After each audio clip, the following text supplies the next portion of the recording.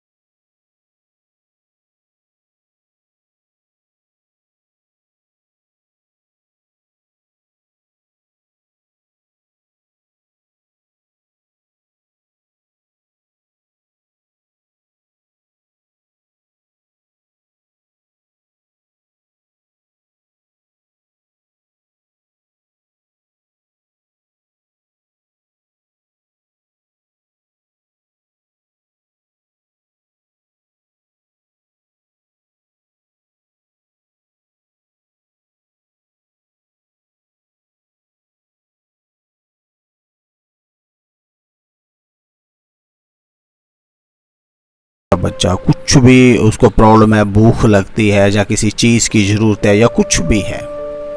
Even आप मनुष्य के बच्चे की बात मत कीजिए, जानवरों के बच्चे, पक्षियों के बच्चे देखिए वो अपने माता पिता के ऊपर डिपेंड है।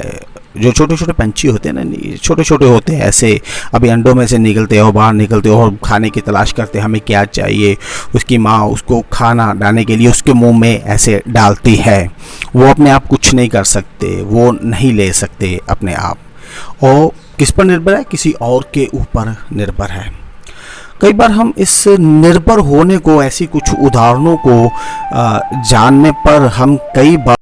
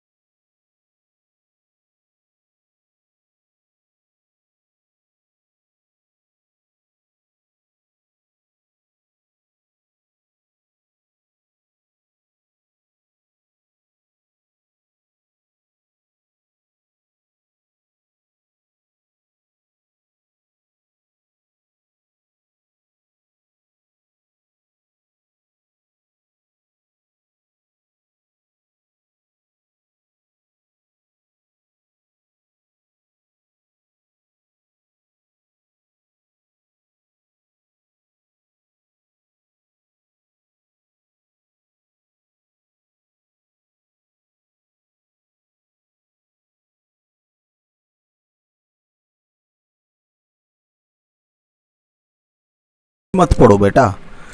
3 दिन जब रह जाएगा ना, तो 3 दिन का उपवास रखना, कमरे में बंद हो जाना, प्रार्थना करना, चौथे दिन एग्जाम देना, परमेश्वर आपको पास करा देगा। गलत शिक्षा है दोस्तों ये, गलत अगुवाई है ये। ऐसा बिल्कुल भी नहीं होगा। प्रभु नहीं चाहता कि आप आलसी बन जाए, आप कामों को छोड़ दे, आप उन बातों को छोड़ दे जो आपको करनी है। जो आपको करना है वो आप करे, जो प्रभु को करना है वो प्रभु करेगा। वो प्रभु के ऊपर छोड़ दीजिए कि प्रभु ने क्या करना है, पर जो आपको करना है ना,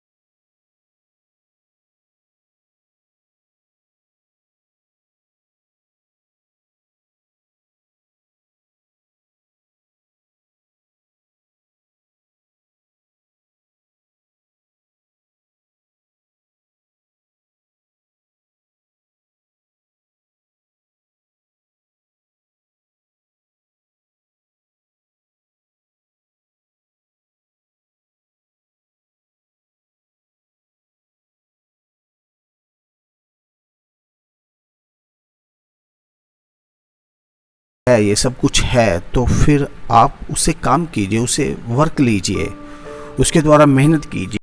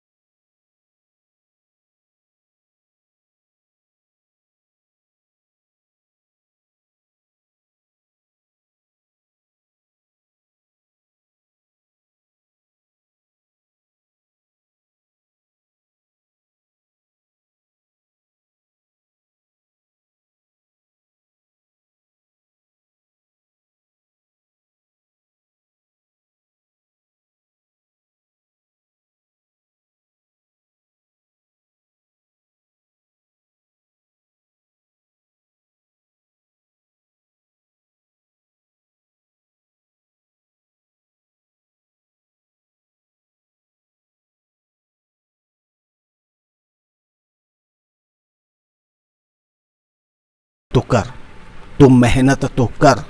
हाँ, अगर आप नहीं कर पाते मेहनत, आपकी बॉडी में नहीं, आप गड्ढे में गिर गए हैं, हाथ पैर मुड़े हुए हैं, बस ऐसे हो चुका है कि आप हिल भी नहीं सकते, उस टाइम परमेश्वर अपने स्वर्गदूतों को भी भेज देगा। पर अभी तो आप ठीक है ना, अभी तो आप सब कुछ है ना, सब कुछ है, आप कर सकते हैं। बस हम कहाँ हारते हैं, हम अपनी नकारात्मक सोच के आगे हार जाते हैं।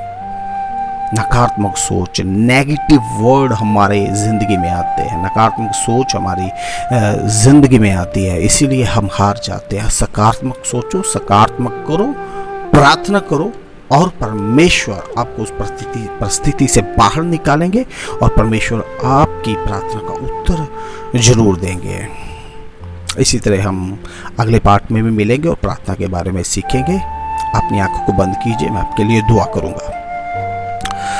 सर्वशक्तिमान परमेश्वर पिता, हम धन्यवाद करते हैं खुदावन इस पवित्र वचन के लिए। खुदावन इस वचन और कलाम के अनुसार प्रभु अपने बच्चों के साथ बातचीत कीजिएगा, उनको समझ, उनको बुद्धि, ज्ञान, विवेक दीजिएगा। खुदावन वो आपकी बातों को समझ सके और प्रभु आप पर अच्छे तरह से खुदावन आपकी इच्छा के अनुसार खुदावन आप पर निर्भर रहना सीख सके। हम धन्यवाद करते हैं प्रभु इस भाई बहन के लिए जिन्होंने वचन सुना। धन्यवाद के साथ हम प्रार्थना यीशु के नाम में मांगते हैं, आमीन। तो दोस्तों, खुदावन आपको बहुत सारी बरकत दे।